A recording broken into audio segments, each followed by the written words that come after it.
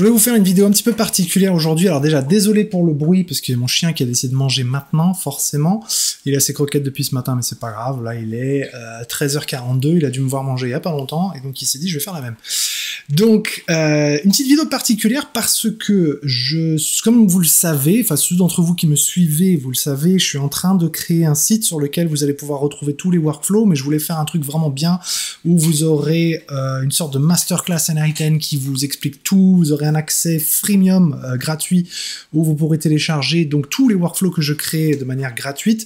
Vous aurez un accès premium que vous pourrez télécharger, bien évidemment des workflows un petit peu plus premium, vraiment orienté business pour que ce soit plus efficace. Et il y aura un troisième accès qui sera lui un petit peu, on va dire en surprise pour l'instant, parce que ça va être un truc assez extraordinaire que j'essaye de créer.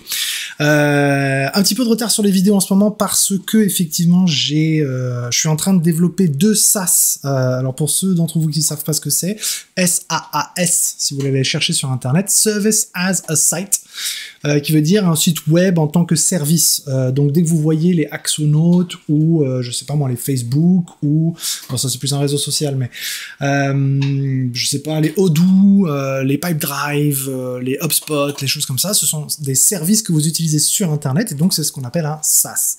D'ailleurs pour la petite histoire, c'est un terme qui a été inventé par le PDG de Salesforce en 2001 quand il a créé Salesforce. Il me semble que c'était en 2001. À vérifier. Bref, je suis en train de créer deux SaaS, en plus de bosser sur mon site, en plus d'essayer de faire grandir cette chaîne. Donc, merci pour votre indulgence, merci pour votre patience. Un petit shout-out à YouTube pour les remercier de ne pas me pénaliser vis-à-vis de tout ça, parce que c'est pas bon de pas être très régulier, mais bon, je fais au mieux. Donc c'est parti, là on va créer un agent RAG qui va utiliser la base de données PostgreSQL avec Supabase. Tout ça c'est un petit peu complexe, donc on va y aller pas à pas. Je vais vous montrer un petit peu tout ça dans un nouveau workflow que j'ai nommé gestion client, parce qu'on va pouvoir, je vais vous montrer comment on peut faire pour justement avoir une petite table de gestion de clients. Donc la première chose qu'on va vouloir faire, c'est créer un chat, parce qu'on va démarrer avec le chat. Et on n'a rien à dire, juste un chat message, tout simplement, parce que comme ça, dans le open chat, on va pouvoir discuter un petit peu avec notre base. Alors, ce que l'on veut, c'est un agent IA directement. Ici, donc, il va parler avec le chat trigger.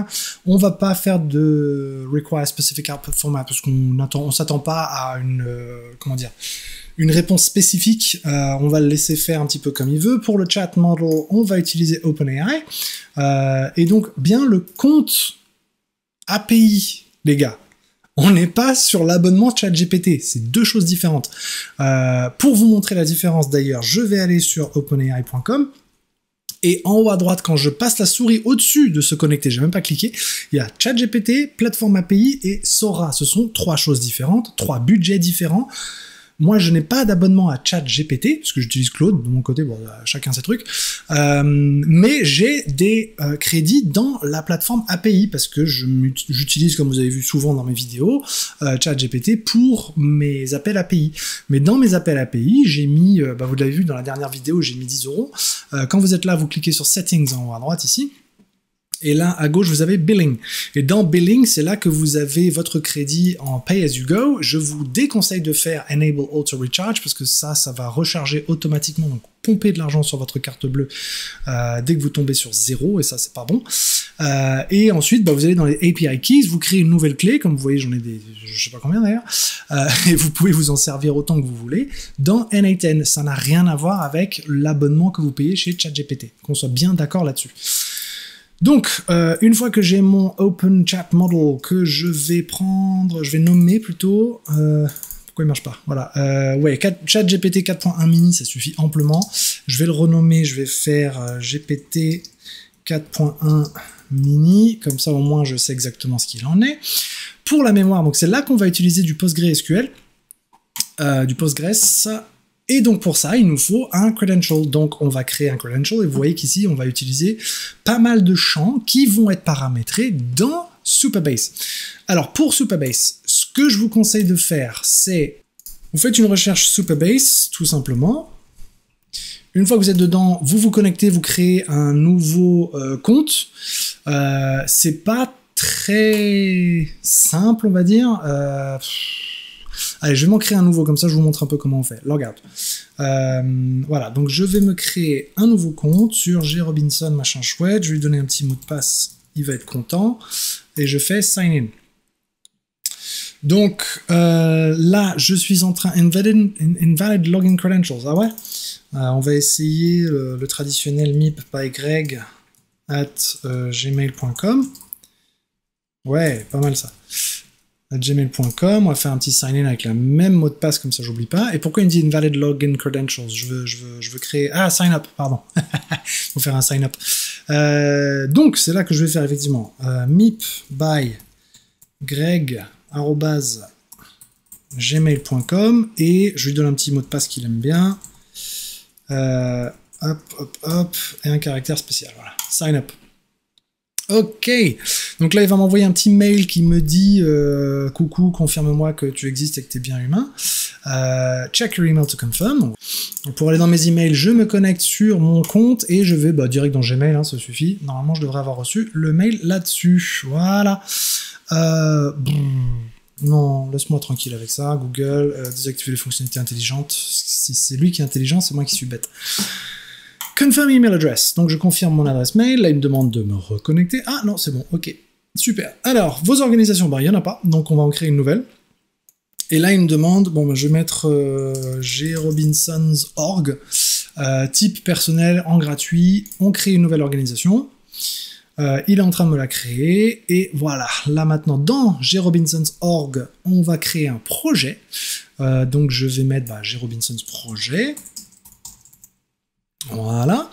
Alors, le mot de passe de base de données, ça, très très très important, vous le gardez en mémoire, parce qu'on va s'en resservir tout à l'heure, vérifier qu'il soit bien en strong. Ici, il me semble qu'il y a quelque chose à Paris, donc c'est très bien. Create new project. Comme ça, on a quelque chose. Alors, choisissez un serveur qui est le plus proche de chez vous. Hein. Si vous êtes en France, Paris, forcément.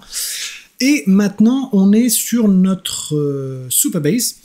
Et là, ce qu'on va vouloir faire, c'est cliquer tout en haut ici sur Connect, parce que c'est ça que l'on cherche à faire. Ici, on est direct sur PostgreSQL. Alors, le type, on va mettre PostgreSQL, justement. Ce qui nous intéresse ici, c'est le Transaction Pool. Alors, ce que l'on veut, c'est le AWS EU West Pool à supabase.com. Ça, en fait, c'est votre hôte. Vous voyez qu'ici, il y a le -H pour hôte. Et donc, maintenant, c'est ça que l'on copie et que l'on colle, hop, ici, dans hôte. La base de données en question, vous allez la retrouver ici après le D pour PostgreSQL. Donc c'est ça qu'on veut. Normalement, il est déjà dedans. Voilà. Le user, on va chercher un U pour user. Donc c'est pour moi, en tout cas, toute cette chose-là, que je copie et que je colle ici dans le user. Et le password, c'est le mot de passe que je viens de vous dire de bien noter parce que on va s'en resservir. Ensuite, on descend un petit peu. Et ce qu'il faut faire attention, c'est le port, parce que ici, c'est un port bateau, on va dire. On revient ici, vous voyez que le P port 6543, c'est ça que l'on veut. Donc on va ici, on met 6542, on fait save, et on va voir si on est dans le vert. Magnifique. Donc notre table Postgre est bien configurée, et on est tranquille. Ensuite, il va utiliser la session ID, il va utiliser, donc il va créer une table nommée N8N Chat Histories. On va le changer, on va l'appeler ça historique chat et N8N, histoire de franciser un petit peu tout ça. N8N, je te prie. Context window length 5, ok, donc là il aura une petite mémoire de 5 messages. Ok, on a le Postgre qui est en place. Maintenant, le tool, on va lui donner accès à Supabase. Et on va dans Supabase Vector Store. Alors déjà, on va juste vérifier. Je vais couper ici la connexion. Il va faire Open Chat. Et je veux juste lui parler un petit peu. Savoir si tout se passe bien. Salut. Et d'ailleurs, je vais désactiver le Supabase Store. Tchac, comme ça on n'a pas d'erreur. Salut. Est-ce que tu me reçois ? Donc là, il est en train de réfléchir, patati patata, il va me dire « Oui, salut, oui, je te reçois parfaitement, comment puis-je t'aider aujourd'hui ?» Donc tout fonctionne à ce niveau-là. Si on va dans notre Postgre ici, et vous allez dans la partie table Editor, vous allez voir qu'on a créé une table qui s'appelle Historic Chat NA10. Et en cliquant dessus, vous voyez les différentes tables qui ont été créées, enfin les différentes rangées qui ont été créées. Ici, type humain, si on regarde un peu, c'est bien ce que je lui ai écrit. Salut, est-ce que tu me reçois? Et lui m'a bien répondu ici. Salut, oui, je te reçois parfaitement. Comment puis-je t'aider aujourd'hui? Donc voilà. À chaque fois qu'on va discuter, il va nous créer des nouvelles rangées dans cette table-là pour avoir un petit historique de la discussion, et lui aussi va s'en servir pour pouvoir se souvenir un petit peu de ce qu'on a dit. Maintenant, on va connecter le Supabase, et dans Supabase, il va falloir que l'on lui donne une table, une base de données, pour que il puisse faire des petites recherches sur la base de données. Alors maintenant, pour connecter notre Supabase Vector, c'est un petit peu plus compliqué que ce que vous pourriez penser, mais en final, c'est très très simple. Donc déjà, Supabase Account, il va falloir aller ici, et vous allez récupérer votre nom d'hôte ici. Donc pour ce faire, vous allez dans Supabase et vous allez dans Project Settings, tout en bas à gauche là. Ici, vous avez donc différentes partie de votre projet. Ce qui nous intéresse, c'est Database, c'est Data API, pardon, parce que c'est pas le database. Ce que vous voulez donc, c'est l'URL ici qui vous intéresse, c'est le project URL, donc on copie ça tout simplement et on le met ici. Et ensuite, dans le Service Role Secret, c'est là qu'il va nous falloir une clé API. Donc vous allez aux clés API ici tout simplement, et vous copiez ce qu'il y a dans Secret, parce que c'est ça qui nous intéresse. Donc moi, je vais faire un reveal, je vais faire un copy. Bien évidemment, vous voyez pas ce que je fais, parce que je vais masquer quand même ma clé. Et voilà, c'est une clé API extrêmement longue. Donc maintenant que nous sommes dans le vert, on est bien connecté à notre table Supabase. Ensuite, pour configurer et donner à Supabase les indications de où faut mettre les documents, vous allez dans Docs, ici, et tout simplement, NA10, ils vous ont tout donné. Vous mettez un Quick Start for Setting Up your Vector Store, qui veut dire un démarrage rapide pour mettre en place votre base de données vectorielle. Là, il vous donne un code SQL, vous voyez. Tout ça, vous copiez, tout simplement. Vous allez dans Supabase, et ici, dans votre projet, toujours, vous allez là dans SQL Editor, l'éditeur SQL. C'est très simple, ne vous inquiétez pas. Vous cliquez sur New SQL Snippet, vous collez tout ce code, et vous faites Run. À partir de là, il va nous créer une base de données vectorielle directement dans notre projet, et on n'a plus qu'à s'en servir avec notre NA10, tout simplement. Maintenant qu'il a terminé, je vais dans le Table Editor, et vous voyez qu'il a la base de données Documents, et la base de données Historic Chat NA10. Donc, maintenant on peut configurer notre NA10. On va ici, la description c'est utilise cet outil pour récupérer des documents de la base de données N8, Supabase, vectoriel même, on va faire vectoriel. Voilà. Le table name, on fait choose, et c'est là qu'on récupère documents, parce qu'on s'en fout du chat history, et on laisse comme ça, limite 4, et include metadata, on est tout bon. À partir de là, le Supabase Vector Store, il lui faut un embeddings.